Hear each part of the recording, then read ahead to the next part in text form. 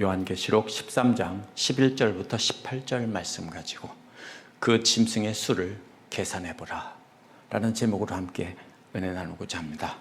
지난주 말씀에서는 바다에서 용을 도울 한 짐승이 올라오는 장면이었습니다. 바다에서 올라온 첫 번째 짐승은 용으로부터 큰 권세를 받아서 하나님을 대적하고 하나님의 백성들과 전쟁을 벌였습니다. 이 짐승이 하나님의 백성들과 싸워서 이겼다고 했습니다.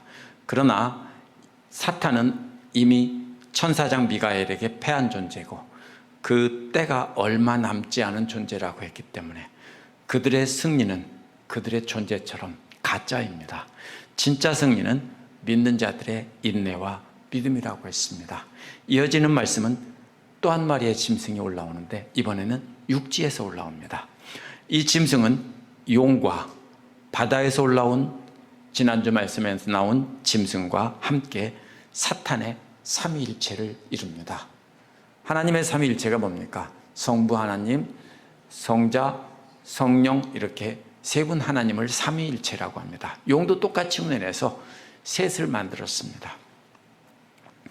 이 짐승은 지난주 말씀에서 바다에서 올라온 짐승의 능력을 받아서 사람들에게 바다에서 올라온 짐승의 우상을 만들게 하고 그 우상에게 경배하도록 강요한다는 내용입니다.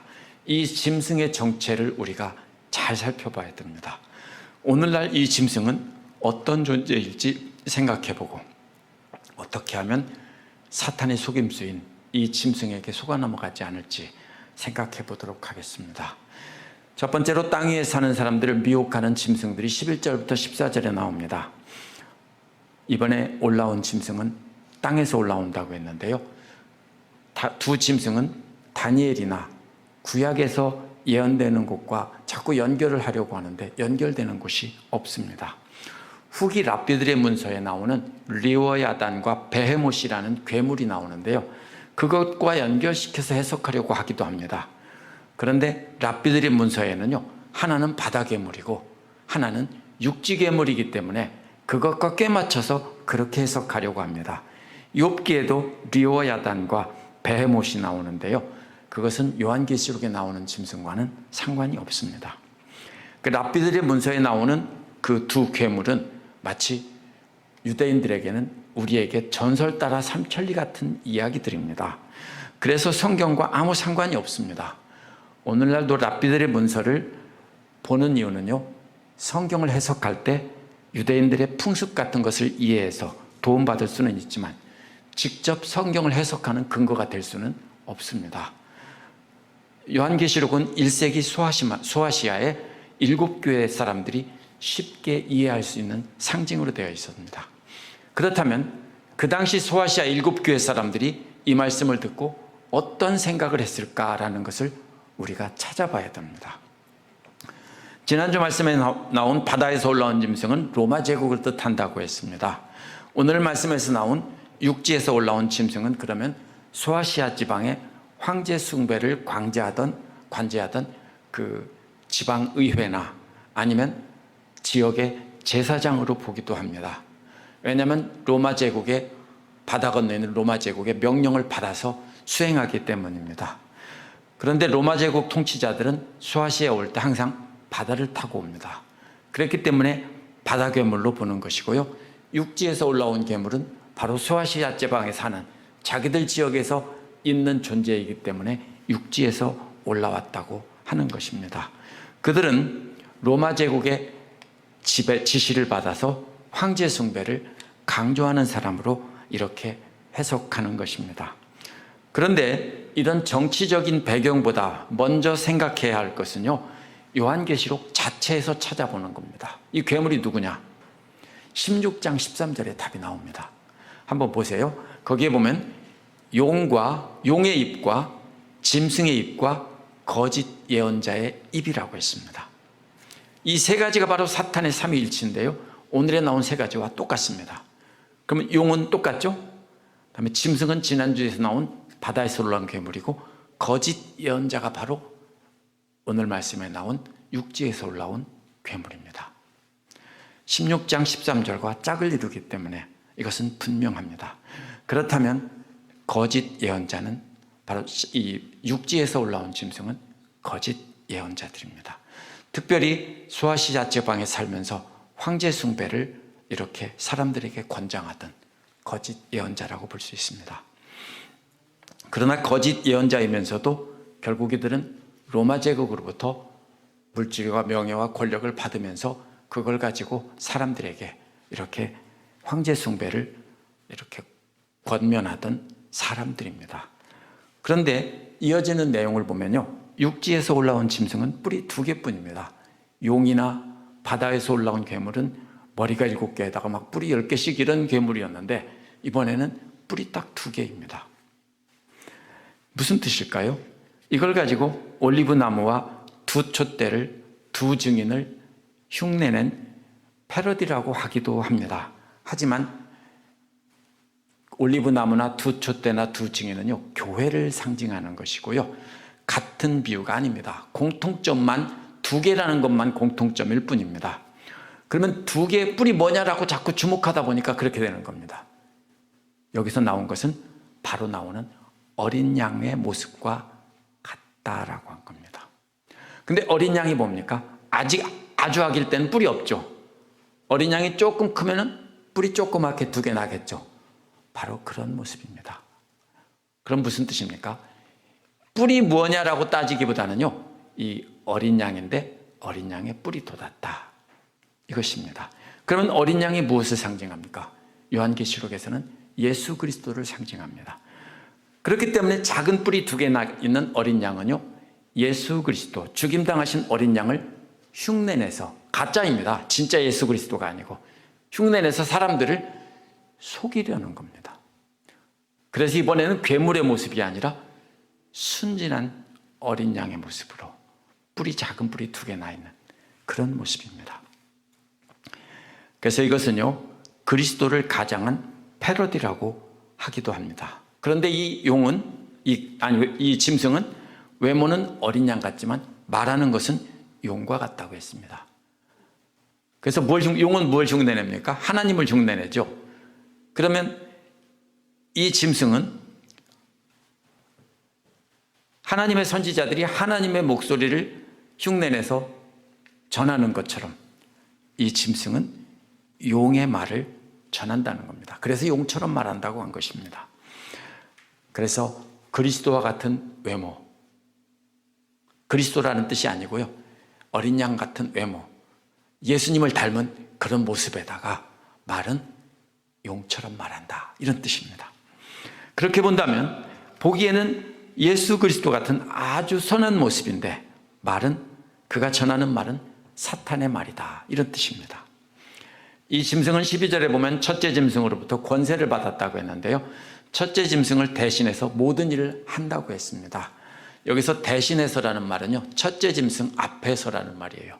이게 언제 쓰는 거냐면요, 특별히 구약 성경에서 하나님 앞에서, 이때 쓰는 말입니다. 그것을 똑같이 흉내냈어요.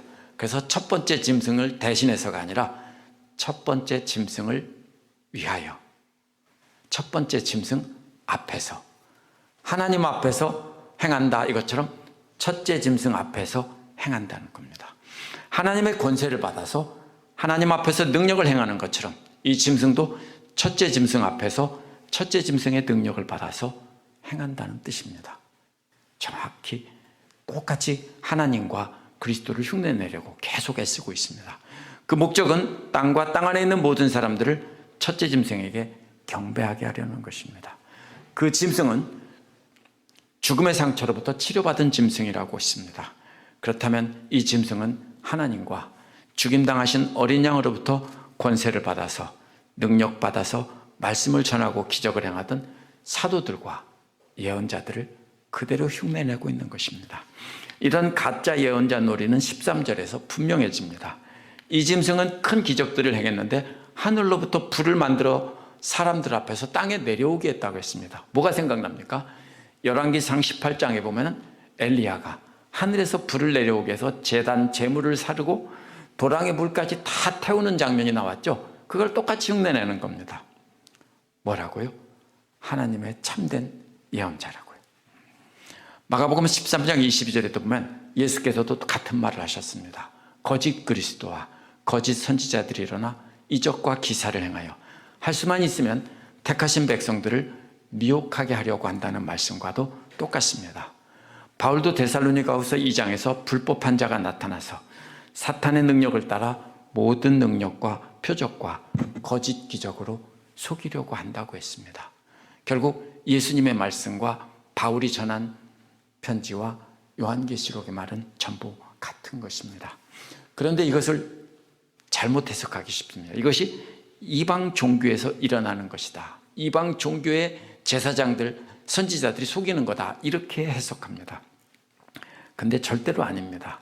땅에서 올라오는 짐승으로 대변된 거짓 예언자들은 자신이 진짜 진리의 대변인이고 하나님의 예언자인 것처럼 행세한다는 뜻입니다. 그래서 이러한 속임수는 외부에서 오는 게 아니고요, 교회 안에, 기독교 안에서 일어나는데 그들이 어떻게 합니까?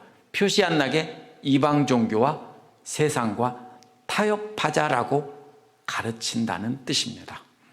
그래서 이런 것은 우상숭배가 아니다라고 하는 겁니다. 복음을 가르치면서 이런 것은 우상숭배가 아니니까 해도 좋다, 이렇게 타협하게 시킨다는 겁니다. 그래서 이들은 하나님 말씀 대신에 주위 환경에서 중요한 단서를 가지고 와서 언약의 공동체를 왜곡시킨다는 겁니다. 그렇기 때문에 육지에서 올라온 짐승으로 비유된 거짓 예언자들은 절대로 이방 종교 섬기는 제사장이나 이방 종교의 예언자들이 아닙니다. 혹시 이런 거 아세요? 누가 코치 가방을 가지고 이게 진짜 루이비통이다라고 말할 사람 있습니까? 아무도 없어요. 그렇죠? 아, 이건 코치고 이건 루이비통이에요. 그런데 루이비통을 철저하게 흉내낸 가짜들은요, 솔직히 대놓고 몰라요. 안다고 하죠. 아, 느낌으로 척 안다. 조잡하게 만들어진 것은 느낌으로 척 알아요. 근데 진짜 정교하게 만들어진 슈퍼 모조품들은요, 전문가들도 구별이 힘들어요. 여기서 이렇게 철저하게 흉내냈다는 얘기는 무슨 얘기입니까? 똑같이 보인다는 거예요. 사람들 앞에. 누구로 보인다고요? 아, 저 사람들은 진짜 하나님의 예언자들이구나, 이렇게 행동한다는 뜻입니다. 그런데 짝퉁이라는 뜻입니다. 그렇기 때문에 이 사람들은 반드시 기독교 안에 있으면서 진짜로 하나님과 그리스도의 예언자처럼 말하고 행동한다는 것입니다. 그렇게 가르친다는 것입니다. 저도 루이비통과 코치는 구별할 줄 알아요. 절대로 안 속아요. 그렇죠? 여기서 짝퉁, 예수 그리스도 하나님과 하나님의 예언자를 그대로 흉내내고 있는 이 모습은요, 많은 사람들을 속여서 아, 저 사람이 진짜 하나님의 예언자구나 하고 믿도록 만들려고 하는 거예요. 14절에 보면 이런 가짜 그리스도의 가짜 예언자들이 14절에서 본격적인 정체를 드러냅니다. 이들이 하는 행위는요, 땅 위에 사는 사람들을 미혹하기 위한 것이라고 말합니다. 새 번역은 12절과 마찬가지로 그 짐승을 대신하여 이렇게 번역했는데요, 이 말이 역시 하나님 앞에서처럼 그 짐승 앞에서 이런 말입니다. 구약에서 하나님 앞에서라는 말을 그대로 흉내냈습니다. 이 가짜 예언자는 불을 내리는 쇼를 보여주며 짐승이 자신에게 준 기적을 통해서 사람을 속이는데 자기가 하나님 앞에서 이 능력을 행한다라고 하면서 짐승의 능력으로 사람들을 속인다는 뜻입니다. 이 가짜 예언자들은 땅 위에 사는 사람들에게 말한다는 겁니다. 칼의 상처를 입고 살아난 짐승을 위하여 형상을 만들라는 겁니다. 칼의 상처를 입고 살아난 짐승이 지난주에 뭐라고 했습니까? 예수 그리스도를 흉내낸 짝퉁이라고 그랬죠. 그를 위해서 형상을 만들라는 겁니다. 하나님과 죽음에서 부활하신 그리스도를 경배하고 하라고 가르치지 않고 가짜로 죽었다 살아난 짐승을 위해서 우상을 만들고 경배하라는 겁니다. 즉 자기가 말하는 이 죽었다 살아난 이 짐승이 진짜 하나님의 아들 그리스도라는 겁니다. 그걸 우상으로 만들어서 섬기라는 겁니다. 15절에서 18절에 보면요, 경배하지 않는 자는 모두 죽임당하게 하는 짐승이 나옵니다. 둘째 짐승은 여기서 한 걸음 더 나갑니다. 15절에 보면 둘째 짐승은 새로운 능력을 받았다고 했습니다. 그것은 앞에서 만들려고 한 첫째 짐승의 우상에게 생기를 주는 능력입니다. 여기서 생기를 준다는 게 어디 나옵니까? 창세기에서 하나님이 아담을 흙으로 지으시고 그 코에 생기를 불어넣었다고 할 때 나온 말입니다. 뭡니까? 하나님을 똑같이 흉내냅니다. 이 짐승이 우상을 만들려고 했죠. 만들어놨으면 그것은 죽은 거죠. 그런데 그 우상에게 생기라는 말은 영이라는 뜻이에요. 영을 불어넣어서 말하게 한다는 겁니다. 누구든지 그 짐승의 우상에게 경배하지 않는 자는 다 죽이라고 한다는 겁니다. 우상에게 영을 주어 말하게 하는 것은 실제로 그렇게 하는 것이 아니라 인형극을 할 때 인형을 말하게 하는 것처럼 사람들을 속이는 겁니다. 아메리칸 갓 탤런트 쇼에 보면요, 인형을 들고 나와서 말하는 복화술이라는 것이 있습니다. 입을 다물고 말을 하는 거죠. 그래서 마치 인형이 말하는 것 같이 입을 다물고 아마 목과 코로 소리 내는 것 같습니다.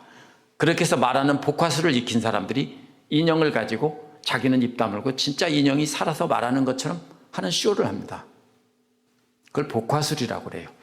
그런데 혹시 그렇지 않을까 생각합니다. 우상을 만들려고 하고 우상이 말하는 것처럼. 그래서 사람들이 짐승의 우상을 하나님처럼 생각하고 두려움을 느낄 때 이 짐승에게 경배하지 않으면 다 죽이겠다라고 한 것입니다. 그래서 이것을 역사적으로 해석하는 사람들은 실제 소아시아에 있던 일도 해석하기도 합니다. 바다에서 올라온 첫 번째 짐승을 뭐라고 했습니까? 로마 제국의 권세를 대표하고 두 번째 짐승은 로마 제국의 권세를 받아서 소아시아 7교회, 요한이 가르친 그 교회들에게 그 지역을 다스리는 그들을 황제 숭배하라고 하는 그런 세력들이라고 했죠. 거짓 예언자라고 했죠. 그런데 이들은 이방신을 숭배하게 하는 것이 아니라 황제를 숭배하라고 하는 겁니다. 그래서 도미티안에게 숭배하게 하려고 거대한 석상을 만들고 그 상을 경배하지 않으면 실제로 죽였다는 겁니다. 이것은 실제로 역사에 있는 일입니다. 만약 실제로 거대한 도미티안 석상을 만들고 그 황제의 석상에게 경배하지 않은 사람을 죽였다면 대부분은 그리스도인들만 죽었을 것입니다. 황제 숭배를 권장한 거짓 예언자들은 로마 제국으로부터 높은 권세와 부귀와 명예를 받았습니다. 그렇게 해서 누리면서 로마 황제를 숭배하는 것은 우상 숭배가 아니고 해도 괜찮다. 우리는 하나님을 섬기는 사람인데 황제는 우상이 아니고 황제는 따로 섬겨도 된다. 왜냐하면 황제는 하나님의 아들이다. 이렇게 가르치는 겁니다. 그래서 동전에도 하나님의 아들 이렇게 씁니다. 그러면 누가 불편합니까? 크리스찬들만 불편합니다. 이방신을 섬기는 사람들은 이미 많은 신을 섬기고 있는데 황제 하나 더 섬기라고 해서 아무런 불편함이 없습니다. 오직 기독교인들만, 깨어있는 사람들은 거부하고 죽임을 당했습니다. 이것도 역시 사탄의 승리인 것처럼 보지만 궁극적으로 기독교인들의 승리입니다. 15장 2절을 보면 나와요. 짐승과 그 형상에 대항해서 이긴 사람들은 유리바다 곁에서 하나님께서 주신 하프를 들고 하나님을 경배하며 서 있었다라고 말했기 때문입니다. 땅에서 올라온 짐승으로 비유된 거짓 예언자들은 자기들의 명령에 따르지 않는 자들은 다 죽이고 나서 큰 소리 치는 것이 16절입니다. 뭐라고 말합니까? 저가 모든 사람들 곧 작은 자와 큰 자, 부자와 가난한 자, 자유자나 종들에게 그 오른손이나 이마에게 표를 받게 한다고 했습니다. 작은 자나 큰 자 무슨 뜻이냐면요, 작고 크다는 말은 정치적 권력을 가진 사람을 말해요. 작은 정치적 권력을 가진 사람과 큰 정치적 권력을 가진 사람입니다. 예를 들면 이런 겁니다. 큰 정치적 권력 가진 사람을 주지사라면 작은 정치적 권력 가진 사람은 이런데 시청에 있는 일하는 공무원이라고 볼 수 있겠죠. 그런 식입니다. 또 부자나 가난한 자는 재물을 많이 가진 사람과 적게 가진 사람이고요. 종이나 자유자는 그 당시 사람들의 신분입니다. 자유민이 있고 종이 있는데 사실은 고대에는 대부분이 종입니다. 그리고 일부 사람들만이, 특권층들만이 자유민이고, 자유민 중에 그 로마 시민이 있고, 자유민들 중에는 그 종에서 풀려난 자유민이 된 사람들은 사실 본래 자유민보다 약간 수준이 낮게 취급이 됩니다. 그래서 종과 자유민이라고 하는 것은 사회적인 신분의 고하를 막론하고 이런 말입니다. 이 세상은 무슨 말입니까? 세상 모든 사람들, 지위와 신분과 재물 모든 것 다 막론하고 다라는 뜻입니다. 이마에와 오른손에 불로 도장을 찍는 것을요, 많은 사람들이 고대 그리스 문화에서 있던 것으로 해석합니다. 플루타르크나 헤로도토스가 기록한 그 기록에 보면요, 불순종한 노예나 군인들에게 불로 낙인을 찍었습니다. 그러면 뭡니까? 이것은 주인의 재산이다라는 뜻이고요, 불순종한 군인에게 찍어주는 것은 이 사람은 충실한 주인의 추종자이다, 이런 뜻입니다. 그런데 이게 말이 안 되는 것이요, 왜냐하면 앞에서 바로 정치적 지위나 경제적 능력이나 사회적 신분을 막론하고 몽땅 다라고 했기 때문에 이렇게 도망친 노예나 도망친 군인들에게 찍어서 표시하던 것과는 비교할 수 없습니다. 그러면 무슨 뜻입니까? 어디에서 봤습니까? 이마와 오른손에 표를 받는 게요, 구약성경 신명기 6장 8절에 나옵니다.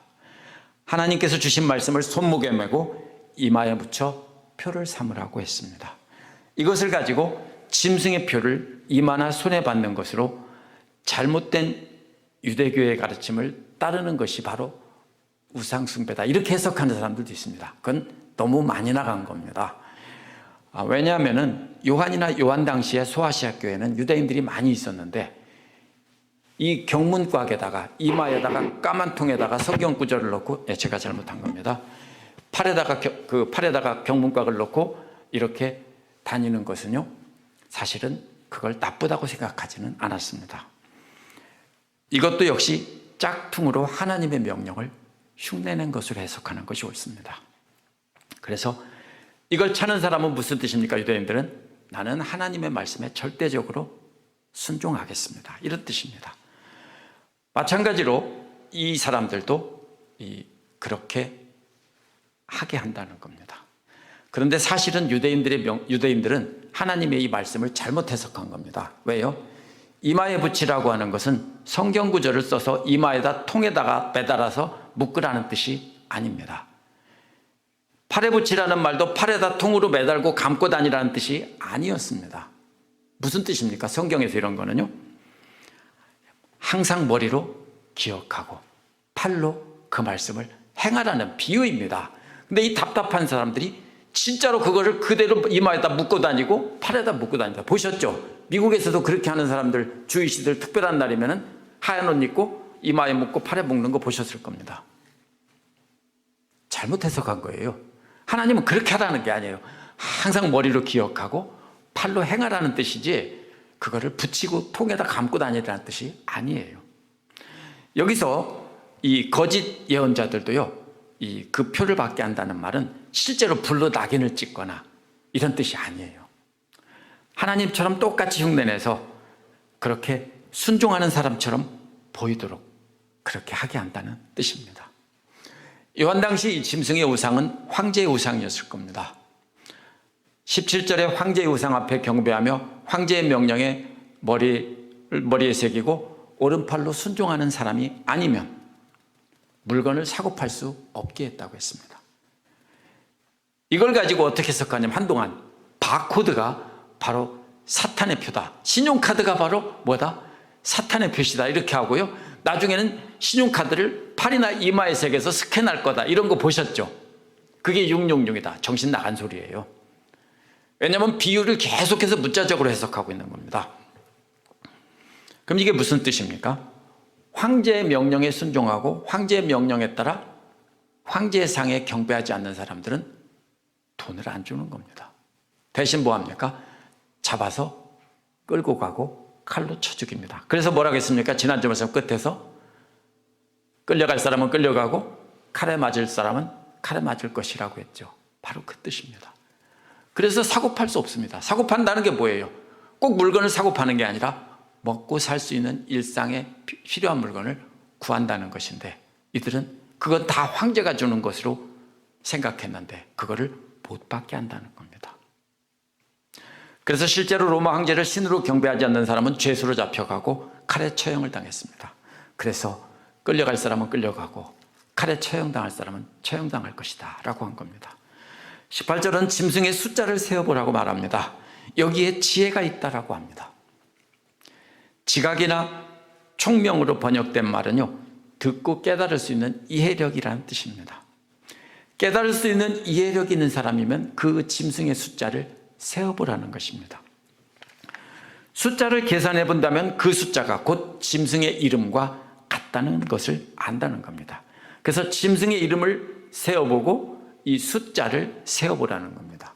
이어서 그 숫자는 곧 사람이다 이렇게 말합니다. 그 숫자는 사람인데 사람의 숫자는 666이다라는 것입니다. 그래서 한동안 바코드를 666이라고 하기도 하고, 각자의 정보를 이마나 손목에 칩으로 넣고 그것을 스캔하면 물건을 사고 팔 수 있게 하는데, 그걸 받으면 다 지옥 간다 하는 엉뚱한 소리 했습니다. 만약에 신용카드 그렇게 만들면 받아도 돼요. 왜냐하면 안 잃어버리잖아요. 그거 짐승 코드 아니에요. 그거 아무 상관없는 얘기예요. 그러나 그렇게 행하지는 않을 거예요, 제가 보기에는. 그러면 666이라는 숫자가 의미하는 이름이 무엇인지를 알려면요, 고대 히브리인들이나 그리스 로마 사람들, 지중해 연안 사람들이 살던 사람들이 쓰던 게마트리아라는 걸 알아야 돼요. 게마트리아가 뭐냐면요, 수비학이라는 말인데 한국말로는 숫자로 비밀을 풀어내는 학문이라는 뜻입니다. 암호를 숫자로 기록하고 그것을 해석하는 것입니다. 어떻게 했냐면요, 알파벳에다 숫자를 부여하고 거기에 예를 들면 A는 1, B는 2 이렇게 나가다 다 나가면 뭡니까? 이것은 10, 이것은 50, 이거는 100 이렇게 1000 숫자를 매깁니다. 만 알파벳에다가. 그렇게 한 다음에 알파벳을 숫자로 다 바꿔놓는 겁니다. 그래서 그 숫자를 합쳐놓는 겁니다. 이것을 수비학이라고 합니다. 숫자를 비밀로 표시하는 학문이라는 뜻입니다. 폼페이가 AD 79년에 화산 폭발로 멸망했습니다. 그런데 고고학자들이 유물을 발견하다가 뭐를 발견했냐면요, 나는 숫자가 545인 여성을 사랑한다는 낙서를 발견했습니다. 나는 숫자가 545인 여성을 사랑한다. 지금 우리는 숫자가 545인 여성이 누군지 알 수 없습니다.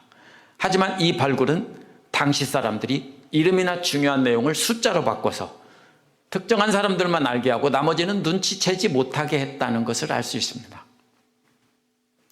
그래서 어떻게 합니까? 먼저 네로 황제의 이름을 히브리어로 소리나는 대로 적은 겁니다. 마치 마이클 잭슨을 영어로 쓰지 않고 한국말로 마이클 잭슨 쓰는 것처럼 네로 케사르를 히브리어로 받아 적는 겁니다. 본래는 라틴어나 그리스어로 썼는데 그것을 히브리어로 씁니다. 그리고 히브리어 알파벳으로 1, 2, 3, 4를 풀면은 그게 666이 나옵니다. 666은요, 네론 케사르입니다. 이름에다가 그 사람들은 목적격이면 론이라고 영어에 N자를 붙일 수도 있고 뗄 수도 있습니다. 우리는 네로라고 부르죠. 네론, 네로 똑같습니다. 케사르는 시저, 로마 황제를 뜻하는 거고요. 근데 어떤 사본에는요 616이라고 쓰여 있습니다.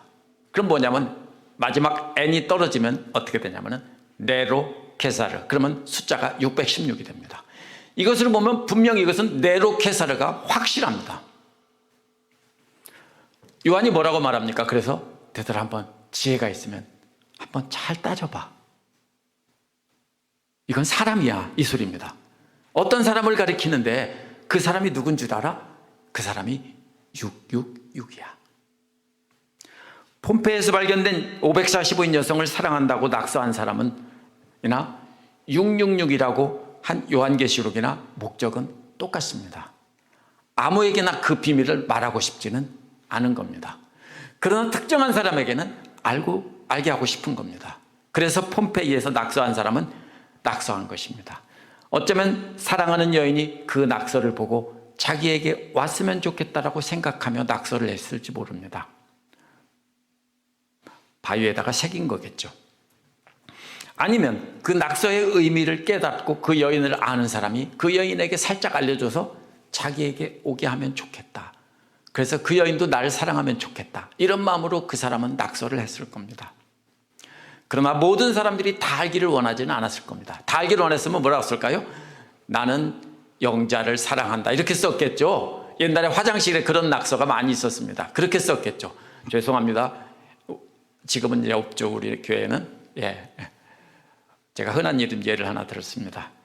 그렇게 쓰는 사람은 진짜로 자기 마음을 들키기 때문에 안 씁니다. 그런데 특히 고대에는 문자를 아는 사람은요, 극소수고요. 대부분은 문맹이었습니다. 그러나 특권층들만 글씨를 알았기 때문에 사실은 대부분은 알 수가 없습니다. 마찬가지로 요한은 소아시아 7교회 지도자들이 깨닫고 성도들에게만 은밀하게 가르쳐 주기를 바란 것입니다. 그러나 믿지 않는 외부 사람들은 보고도 알지 못하도록 숨긴 것입니다. 예수님도 비유로 말씀하신 것이 뭐예요? 귀가 있는 자는 들을지어다라고 하죠. 특정한 사람만 깨닫고 다른 사람은 알지 못하게 한 겁니다. 로마 황제를 우상으로 드러내서 황제 숭배를 거부한다면 무조건 죽음이기 때문에 말을 감춘 것입니다. 로마서 16장 25절 26절에서도 나의 복음과 예수 그리스도를 전파함은 영세전부터 감추어놨다가 나타낸 바 된 비밀의 계시라고 했습니다. 여기서 비밀이라는 말이 영어의 미스테리에 해당되는데요. 그 말의 뜻이 이 게마트리아를 쓴 의미와 비슷합니다. 뭡니까? 특정한 사람에게만 알려주고 나머지에겐 다 감추고 싶은 겁니다. 예수 그리스도의 그 비밀도 역시 바울은 특정한 사람에게만 알려주고 나머지에게는 비밀이라는 겁니다.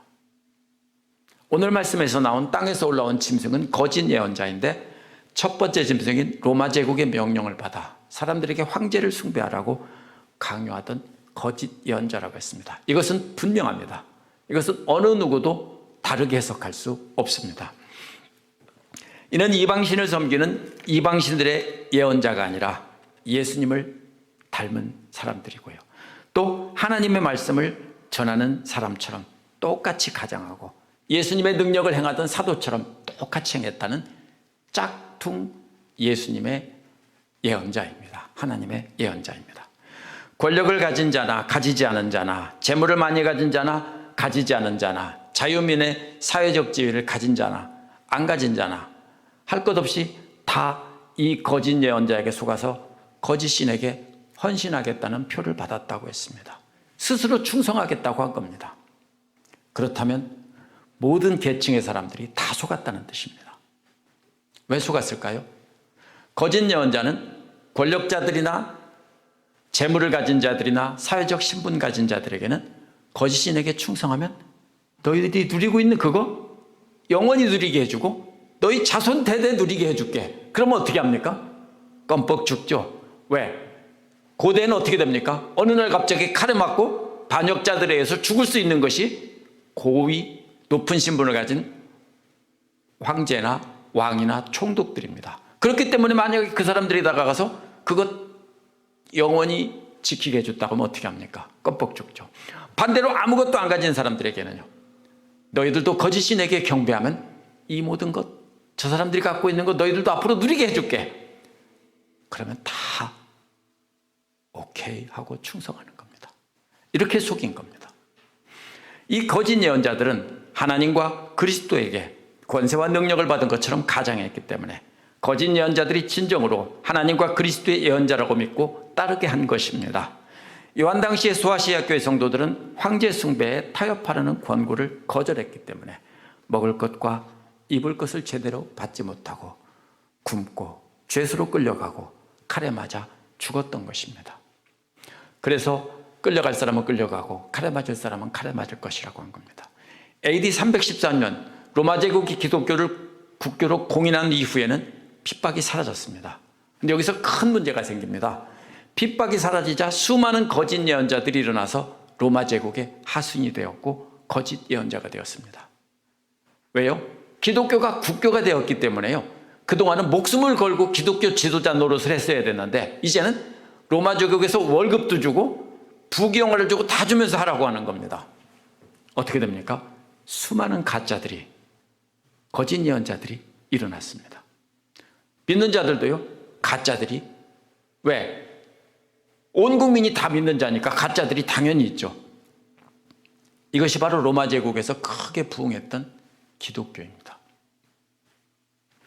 그래서 황제에게서 권력을 얻고 재물과 신분을 얻어서 부귀영화 누리면서 사람들에게 황제에게 충성하면 하나님께서 로마 황제를 통해서 부귀영화를 내리게 해주실 거야 하고 기독교 지도자들이 믿는 자들을 속였습니다.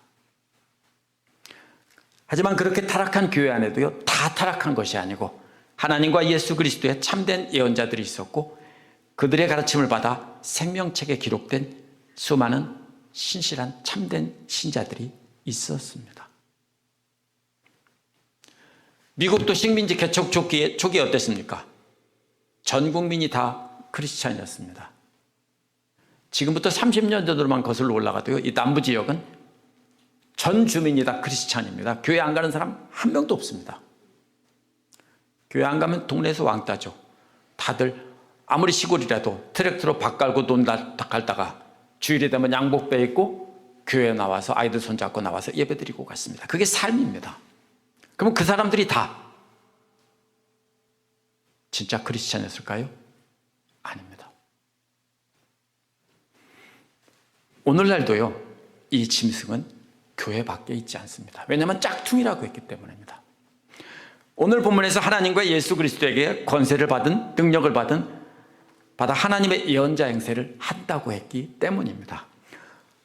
그런데 우리가 위험한 거는요, 어떤 사람들은 큰 교회 목사들을 보고 사탄의 뭐라고 막 그렇게 말하는 사람입니다. 그렇게 말하면 안 됩니다. 큰 교회 유명한 목사가 다 거짓 예언자는 아닙니다. 그러면 작은 교회 이름 없는 목회자라고 다 참된 헌신자는 아닙니다. 뭡니까? 몰라요. 그걸로는 알 수가 없어요. 거짓 예언자도 정말로 고생하면서 하나님 말씀 전하는 것처럼 할 수 있어요. 그래서 우리에게 뭐가 필요하다고 합니까? 요한이 지혜가 필요하다고 합니다. 요한은 판단력 있는 사람은 그 짐승의 숫자를 세어보라고 했습니다. 666인데 그 당시에는 네로 케사르입니다. 당시 로마 황제는 세상의 모든 권력과 재물과 사회적 지위를 가지고 그것을 나눠주면서 자기에게 경배하지 않으면 죽인다고 했습니다. 오늘날은 대통령이 그런 권한을 갖고 있지 않습니다. 오늘날은 네론 케사르는 권력이고 돈이고 명예인 것은 똑같습니다. 만약 누구든지 하나님 말씀을 가르치고 선포한다고 하면서 자신의 말을 따라 하나님 말씀을 듣고 배워나면 하나님께서 세상의 권력과 재물과 사회적 지위를 준다고 가르치면 그건 명확히 거짓 예언자입니다. 이들의 특징이 어떠냐면요, 잘 보세요. 자신들이 하나님의 권위를 받은 것을 강조하면서 자신들의 말을 듣지 않으면 저주를 내린다고 합니다. 그 사람들은 어떻게 합니까? 도망가지 못하도록 꼼짝없이 얽어맵니다. 대개 특징이 뭡니까?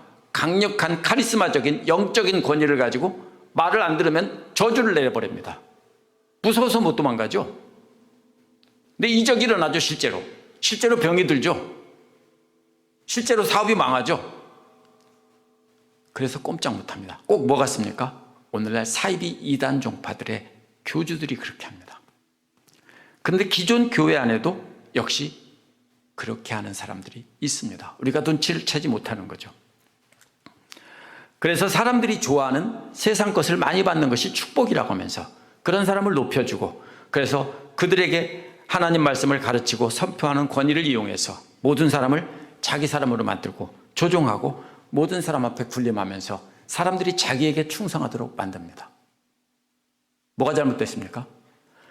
하나님이 받아야 될 영광을 목회자가 만약에 받는다면 그것은 틀림없이 거짓 예언자입니다. 아니라고요? 그렇게 되기 굉장히 쉽습니다. 많은 교회에서 우리 목사님 하면서 그렇게 되기 쉽습니다. 우리가 가져야 될 것은요, 지혜는 게마트리아가 아니에요. 이제는 왜냐하면 숫자로 이름을 바꿔서 666이나 뭐 빵빵빵으로 쓰지 않아요. 그럼 어떻게 알아요? 우리가 가져야 할 게마트리아와 같은 비밀은 오늘 계시록에 보면 하나님의 말씀이에요. 우리가 하나님 말씀을 각자가 묵상하고 통독해서 하나님 말씀이 오늘 우리에게 무엇을 말씀하는지를 우리가 먼저 알아야 돼요. 사실 성경 깊이 연구하고 저처럼 안 해도요, 쭉 읽으면은 그 말이 전체에서 무슨 뜻인지 알아요. 무슨 말씀인지 아시죠? 왜냐하면 구약에서 나온 것이 신약에서 나오고 앞에서 나온 것이 뒤에서 나오기 때문에 절대로 다르게 해석할 수 없어요. 우리 어머니처럼 학교를 못 다닌 분도요 성경을 예수 믿으면서 수도 없이 읽고 읽는데요, 가끔 이야기해보면 저도 깜짝 놀래요. 왜요? 성경을 깨닫고 앞뒤로 알면서 다 아세요. 마치 신학자처럼 목회자처럼 아세요. 그게 뭐예요? 하나님께서 지혜를 주셔서 다 깨닫게 하시는 거예요. 우리에게 그게 필요한 거예요. 성경 박사가 되라는 뜻이 아니에요. 그러면 우리는 알 수 있어요. 짐승의 정체를 알 수 있어요. 어떻게 알아요? 참된 예언자라면 욕을 먹더라도 주변 상황에 따라 사람들의 듣기 좋은 말만 하지 않고 하나님께서 뭐라고 하시는지 그대로 전하면서 따르자고 할 것입니다. 그러면 뭘 가지고 비추어 봐요? 우리가 가진 하나님의 말씀과 지혜로 판단을 해보면, 아, 저 사람의 말이 진짠가 아니면 사탄의 거짓 예언인가 식별할 수 있어요. 그래서 성경 읽으라고 하고 묵상하라는 거예요. 그래서 우리는 하나님 말씀을 알아야 우리를 속이는 짐승의 정체를 알 수 있습니다. 하나님께서 주신 지혜와 판단력으로 그 짐승을 숫자를 세어보고 분별하도록 합시다. 기도하겠습니다.